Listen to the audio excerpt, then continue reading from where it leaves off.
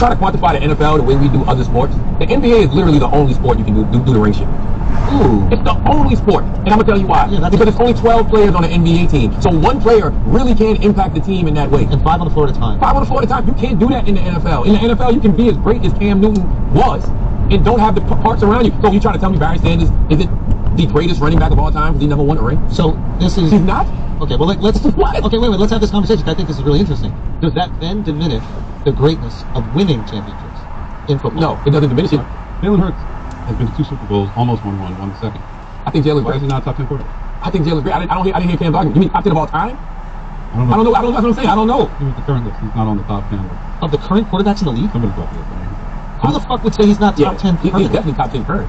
Top 10 all time. I don't know. No, I'm not saying I can't believe it was. That's what I'm saying. I don't know Cam's argument. I don't know. I didn't hear Cam's argument. I didn't even get in the middle of this conversation until I heard. Also, Johnny's bigger than Gilly, but Gilly has hands. Like, if it's an actual boxing match, I don't think Johnny wants that. I know Johnny's an NFL athlete, don't get me wrong. Let's be clear. Yeah. Johnny getting jumped. Hey, no, you know what? I know Johnny don't understand this part of life. You're not putting hands on Gilly and people just want to sit around and watch you play. So, no, he says do Rough and Rowdy, the Barstool thing. What is that? Where they do, like, the boxing matches. You're still getting jumped. If there's more than 3 Philly people in the venue, you're getting jumped. Gilly got a lot of love in Philly, man. Gilly got a lot of love in Philly. Gilly got love out of Philly, okay? There ain't nobody sitting around watching Gilly get hands put on them in no way, shape, or form. Yeah. Like, no, it's not happening. So what is it? Okay, Cam Newton, top 10 NFL quarterback. Yeah, he don't have Jalen. Josh Allen, Lamar Jackson, Patrick Mahomes, Joe Burrow, Matthew Stafford, Jared Goff, Jaden Daniels, C.J. Stroud, Justin Herbert, Baker Mayfield. I mean, I would have to hear his argument. I'm just, if certain people say things, I'm listening in a different way. Look, number 1 and 2 make perfect sense. Sure.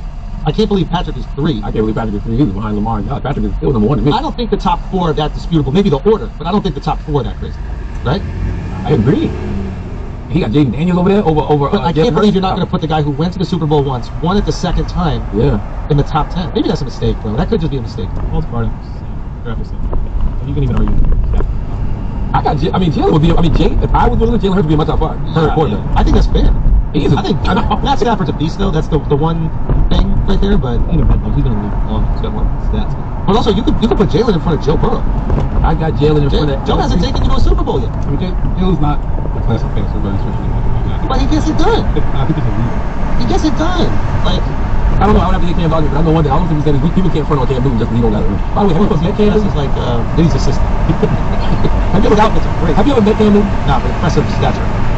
He don't even look real. I'm like, this motherfucker plays quarterback? He's like technical. Yes, like, I'm like, he's built like Anthony Mason. I'm R.I.P. Mason. R.I.P. Anthony Mason. I always say 2 people I've met in my life that are athletes, and I'm like, this is unbelievable. It's Anthony Mason and Cam Newton. They don't even look real. I never met Shaq, so I don't know how Shaq looks real. But these guys look unreal. Like, Shaq looks unreal. LeBron is daunting. And Cam used to play quarterback. Yeah, it's crazy. Think about that. Imagine trying to tackle Cam Newton and you the linebacker, defensive tackle, this motherfucker bigger than you, running you the fuck over. I just That's why he can dress like that. Like, nobody's can do it. You know what I mean? Like, you can't dress like that at 5'8". I think that there's nothing wrong with the way Cam dresses either. Yeah, I would say that if I can't pull that off. Yeah, I know you can. But when you see Cam, it works for him. That shit works for Cam. Yeah, it works for anybody 6'6", 260. Because none of us are going to do nothing about it. We're going to say, hey, it's a great top hat, Carmen San Diego. I love what you're doing. But none of us are going to actually say anything about it. I don't know, man. He looks crazy. I think that shit works for Cam, man. I don't know. I think that there's a lot of I mean, look at this shit right here. This is insane. You look like your grandma's sofa. What is this picture? That's wild. That's wild. He does. It's not the hat, though. No, it's the outfits. It's just the outfits. But I just think there's a lot of revisionist history when it goes into Cam Newton as an athlete. In football, you can't use the ring debate, bro. To me. I think that's why Andre Calvin Johnson not one of the greatest wide receivers of all time? Yeah, of course. Barry Sanders is not. When you talk, you're only discussing a few running backs as the greatest. And we just talked about the outfits. Bo Jackson never won a ring. But who dresses the best? Like, do you think Andre 3000 left music because he realized he couldn't fuck with Cam? Andre can't fuck with Cam. I'll tell you that. He can't fuck with his wardrobe, bro. He can't fuck with It's different. Like, this guy's on another level. He can't fuck with Cam. Cam, he can't fuck with Cam. I don't care what y'all say. He can't fuck with Cam. Yeah, wait. Like, if you even pull up the list of like the greatest of all times in football, a lot of those greatest of all times don't have rings. Dan Marino. Yo, what are we talking about, people? I think you make a good point. The question now is, if football, because there's more people, you're playing less time, like if you're an offensive player, you play half the game maybe. If that's the case, do you take credit away from their Super Bowl wins if they have it, knowing that they are less responsible for that win?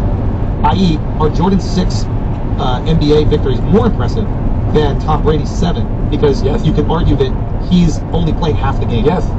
Okay. Yes. But that's a don't get me wrong. Seven Super Bowls is fantastic. Well, so the other way of looking at that argument is, since it's so much harder to get 12 guys together to win a Super Bowl, winning the Super Bowl is more difficult than winning an NBA championship. I give Tom Brady and the New England Patriots so much credit because they went to 9 Super Bowls in my lifetime. Crazy. And he won 6 of those. Then he went to another team, Tampa Bay, and won another one. He's an anomaly. But even with that, that's the reason we say Tom Brady is the greatest quarterback of all time. But is he really? Yeah. Skill-wise? I think it It does. No, because he's the greatest because he attracted the talent, he managed the talent, and he got the most out of all those guys playing. But he also attracts talent on both sides. I got him number 1. I don't know how you. But I don't think he's better than Dan Marino, skill-wise. I mean, Skill-wise? Leadership. I'm a Brady hater, so let me say this. Leadership. Here's the big one.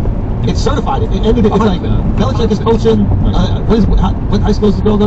Listen, I got Brady number 1 on my list too. Greatest quarterback of all time. Number 2 is Joe Montana. Who's after that? There's nobody ringless. No, his name is Patrick Mahomes. Like, how could you hold that 3 already? How could you get 3 Super Bowls? How could you not? I said, but The guy's in his 20s still. Like, what are we talking about? so where Eli Manning fall in? With all respect to Eli, further. I mean, But why? Peyton is above. But that's my point. And Eli got 2 of them things. Yeah. And he beat the GOAT twice. Twice. That's why the ring shit don't really matter in football until it does. It's freaking. It is freaking. It doesn't matter until it does. Yeah. Brady, Those guys stepped up. I mean, Dan Marino has an arm. Yeah, best of all time. A lot of people. Right. I can remember it. look at this. 25 NFL legends who never won a Super Bowl ring. Bitch Butkus, bro. Earl fucking Campbell. Come on, man. Eric Dickerson, bro. Come on, man. Who else? I don't know who that is. Antonio Gates, come out the greatest tight end ever. Nah. What? Monk's the greatest tight end. No, he's not. Tony Gonzalez. Both these 2 people are better than Gronk. Tony Gonzalez and Antonio Gates both can play tight end. John Hanna, I don't know who that is. Tony Jurgensen, never heard of him. Jim fucking Kelly, bro. Come on, man. Dan Marino, of course. Who else? Oh, he's pretty too fast. Warren Moon. Who was the first one to use the fast? They count though. Curl up. I don't know. Randy Moss. Come on, bro. Huh? Now we number 1. You lost that year. You went undefeated in New England. Come on, man.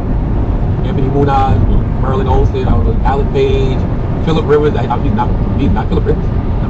Matt Ryan. No. Barry Sanders. Come on, man. OJ. Well, OJ don't deserve to win one. He won something else much better, like on a trial. Bruce Smith. 4 times, right? Come on, man. You gonna tell me you're some of the greatest players in their position ever? Come on, man. JJ Watt, bro. Come on, man. Did JJ fully retire? Yes, he's done. We gotta stop the ring. I understand what Gilly is saying, but the ring doesn't make Jalen better than him. Yeah. Not to me. Also, Gilly's got quite a few people. I looked up a bunch of different lists, active best QBs, and Jalen's 9 for the ESPN list. There's a bunch of executives and other current players. Right? Really? The Ringer's got him 15, and Bill Simmons I think has him lower too. That was out after the argument. I'm not gonna I'm argue. not saying anyone's right or wrong. They were talking about Andrew McRae game. Oh wow, yeah. And I'm not gonna argue with Cam Newton. Cam Newton clearly knows more about football than me. So if Cam tells me he's not on the top 10 list, I'm gonna ask why. And when he tells me, it probably gonna make sense. I don't know. What else we got? Let's do some more Asking Idiots, Mike. Let's do some more Asking Idiots, Mike.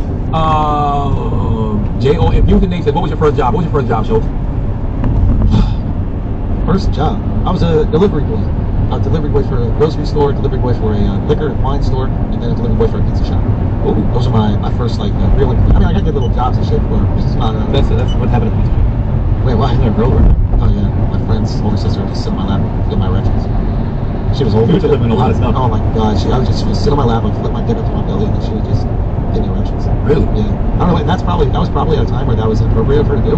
But I've never had a problem with that. I agree with you entirely. I mean, I know, it should be, but it's not. There's a double standard in the world that exists. Like, you could both tell that same story, and people will say you took advantage of her. I had a garlic knot buried a hole in the back of her jeans for an entire summer. I remember vividly. Really? Yeah. Never really got to taste the regular sauce? Nothing. Really? Yeah. Kiss at least? Not even a kiss, dude. Just a bunch of ricotta on my drawers. So how did she used to get you hard? Like, I think I was at a time where you didn't really need much. just want to show you interest? Yeah, smile. Oh, yeah. As simple as that. Wow. What the fuck did that mean? JON1, when you want to do Bad Friends? Bad Friends, the podcast. Who's part of that? Andrew Santino and Bobby Lee. Hilarious podcast. Oh, I didn't know that's what it was called? Yeah. I mean, I see it all the time, but I didn't know that's what it was called. They're great. We gotta go pop. Next time we're in LA, we'll pop out. Oh, no, wait, what are you doing? What, they asked us to do it or something? Like, people were like, why did they? No, I guess they're fans of Bad Friends. They got a great show. What's the, oh, they just wanted us to go do it. Be the guest, yeah. Oh, okay. That'll be a fun episode. My first job was, my first real job, I used to work with my dad, my dad did construction. My first real job was a warehouse called Industrial. Yes. I got fired by a woman named Gail Cobb. Oh, okay. Told me that I just did not fit in to what they were doing. Was she, right?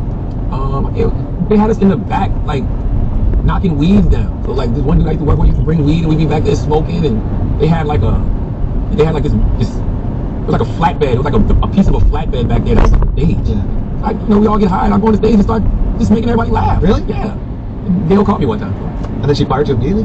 Yeah, so pretty sure it was like, it didn't last long. Like, not even a little bit. She fired me, so I didn't fit in. Like that. She clearly was right. Yeah. What the fuck? Shout out Gail. Shout out to Gail Cobb, man. Like, passed away now. Probably. That was a long time ago. She was older then. But then again, you don't know. Because back then, them kids was like them older people was like 20 plus, late 20s, early 30s. Looking way old. Yeah. That's it for this week's Brilliant Idiots episode, man. Thank you. You can always send in asking idiots. We'll get to them. We've decided that we're not. Andrew is going to do some idiots when you're in Australia. Yeah, I want to do some. We're gonna make it happen. It's gonna be like COVID. Yeah. You have to figure out the way we did it when we were during COVID, man. But as always, if you listen to this podcast, you think we're smart, you think we're intelligent, you think we're brilliant, you're absolutely right. But if you listen to this podcast, you think we're just a couple idiots who don't know shit, you're right too. It's the Brilliant Idiots podcast. Thank you for listening. Peace.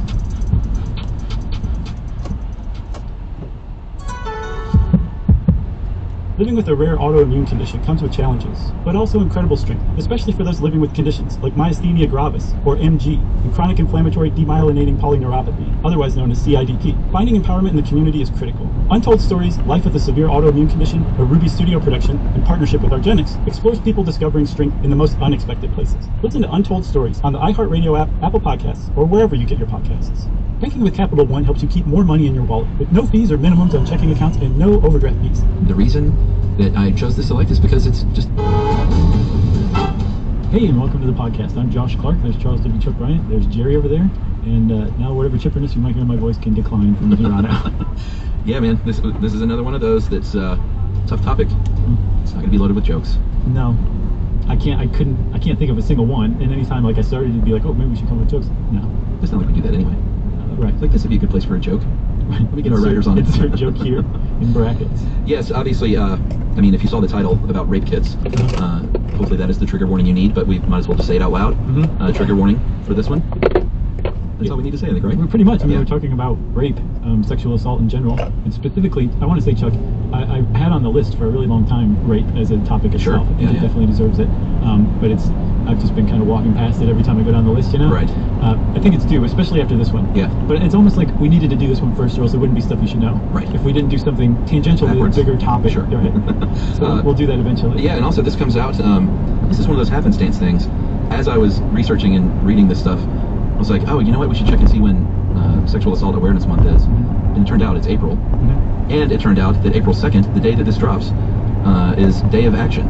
So they encourage people to wear teal on April 2nd, which is today. I'm almost and you're wearing teal today. I'm wearing, well, it's mint green, but it's awfully close to teal. Yeah, it's weird how this is all coming together like this. So, you know what Action Day should be for Sexual Assault Awareness Month? What? It should be like a purge.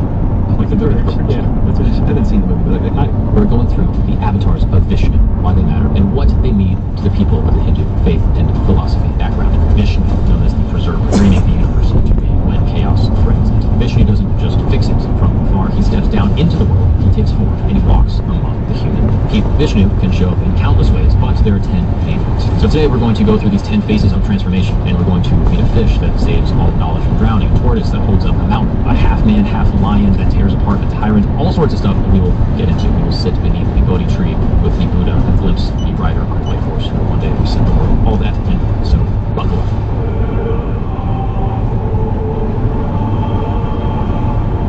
For the fans of the world. On August 23rd and 24th, the Netflix phenomenon. In my tent, where every single week we explore the most interesting, fascinating, controversial stories from every religion from around the world, from all time, the secret teachings of all ages. As always, I'm joined by a dear friend.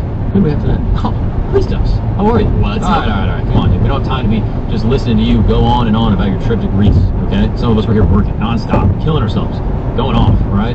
And, fortunately for you people at home, we put together a fascinating topic on the divine, specifically in the tradition of Hinduism, and we're going through the avatars of Vishnu, why they matter, and what they mean to the people of the Hindu faith and philosophy background. Now, as I always preface these episodes, I am not Hindu. I was not raised Hindu. So, everything that I've learned through sources, not through lived experience. So if there's anything that I missed, please feel free to drop a comment and tell me, hey, you actually missed this thing. If I get something wrong, drop it in there. I'm here to learn as well as you do. So, today is going to be a pretty deep, cosmic, deep dive, as you can imagine. All right, Hinduism, I think, almost more than any philosophy, which I've refrained from almost calling it a religion, because I know many Hindus don't see Hinduism as a religion in the dogmatic sense, but it's more a life philosophy.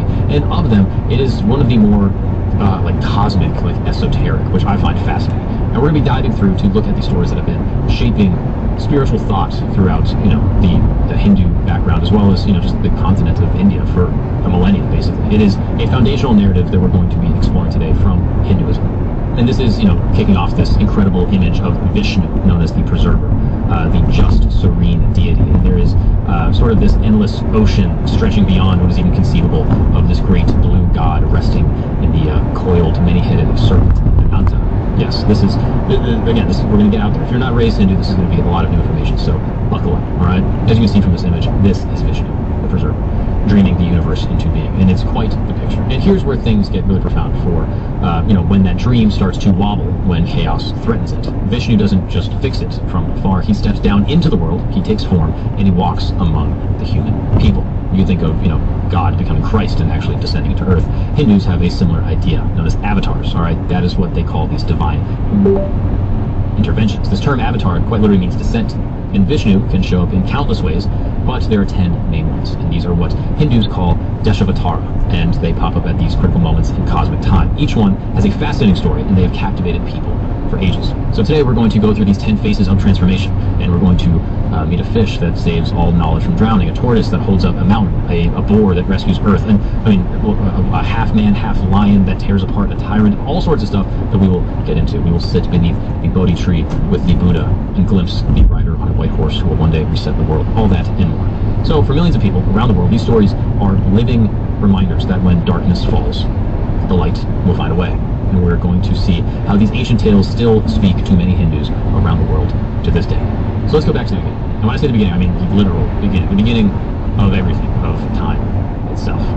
The first avatar, the Matsya, known as the fish, as the cosmic flood waters are rising, about to destroy the universe, a man named Manu finds a tiny fish in his hands that speaks to him and begs him not to throw him back into the river.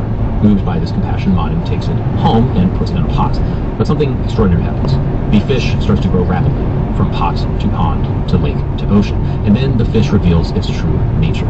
It is Matsya, Vishnu's first avatar, and it warns Manu of the coming flood and gives him specific instructions. He says, build a boat, gather seeds, animals, and most importantly, the Vedas, according to some traditions, which has sacred knowledge containing creation's blueprints. Now again, these flood stories exist through all traditions, and this is the Hindu. When the flood engulfs everything, Matsya appears as an enormous golden fish with a horn. Manu ties his boat to this horn, and Matsya tows them through the cosmic waters. But there is a deeper mission that is unfolding. The demon, Hayagriva, has stolen the Vedas, and Matsya plunges into the depth, battles the demons, and recovers these sacred texts. So, as the waters go down, Manu repopulates the world with the saved life forms. But the real treasure isn't the animals or the seeds, it is the wisdom, the truth itself that is imbued into the Vedas. And Matsya ensures that knowledge survives every ending to guide each new beginning. And that takes us to the second avatar, the Kurma, also known as the tortoise. Now, you might think that gods and demons would be eternal enemies, but here is where the story in Hinduism takes an interesting turn. Despite this cosmic rivalry between good and evil, these forces decide to cooperate in an unprecedented project, churning the cosmic ocean to extract Amrita, and this is the nectar of immortality. They use Mount Mandara as a churning stick, and Vasuki, the Serpent King, as a rope. Gods take one end, demons take the other, and they begin spinning the mountain. But here's the problem. The massive peak starts sinking into the ocean floor, and the entire thing is about to explode. You can think like nuclear fallout from these gods and demons working together. So what does Vishnu do? He steps in. He transforms into Kurma, the tortoise, so vast that Mount Mandara becomes merely a weight on a shell. His stable back provides the foundation, this sort of solid bedrock for the churning to continue, and it is quite the churning. The ocean yields these fantastic, crazy treasures, deadly poison, the goddess Lakshmi, a wish-granting tree, and finally, this nectar of immortality. But when this nectar appears, the demons grab it, and they flee. They steal it away, leading to this cosmic chase until Vishnu tricks them and ensures the gods receive their share.